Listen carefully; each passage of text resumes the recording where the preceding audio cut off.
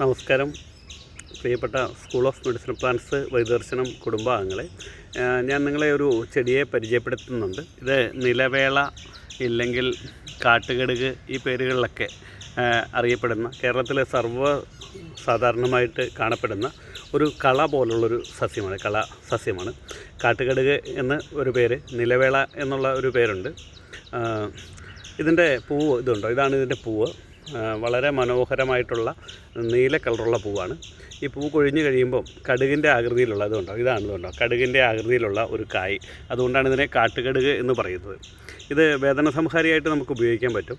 വേദനയുള്ള സ്ഥലങ്ങളിലേക്ക് ഇത് അരച്ചിട്ട് സമൂലമെടുത്ത് അരച്ച് ലേപനം ചെയ്താൽ, കുറച്ച് കല്ലുപ്പും കൂടെ ചേർത്ത് അരച്ച് ലേപനം ചെയ്താൽ ആ വേദനകളൊക്കെ പെട്ടെന്ന് മാറി വരുന്നതായിട്ട് കണ്ടുവരുന്നുണ്ട്.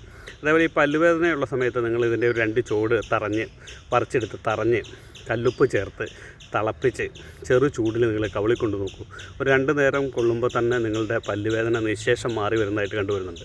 ഈ ചെടിയെ ഐഡൻറ്റിഫൈ ചെയ്യാനുള്ള ഒരു എളുപ്പമാർഗ്ഗം ഇതുണ്ടാവും. ഇങ്ങനെ 3 ഇലയുണ്ടാവും, നീല കളറുള്ള പൂവുണ്ടാവും, കടുകിൻ്റെ ആകൃതിയിലുള്ള കായുണ്ടാവും. ഇതാണ് ഇതിനെ കണ്ടുപിടിക്കാനുള്ള ഏറ്റവും നല്ലൊരു മാർഗ്ഗം.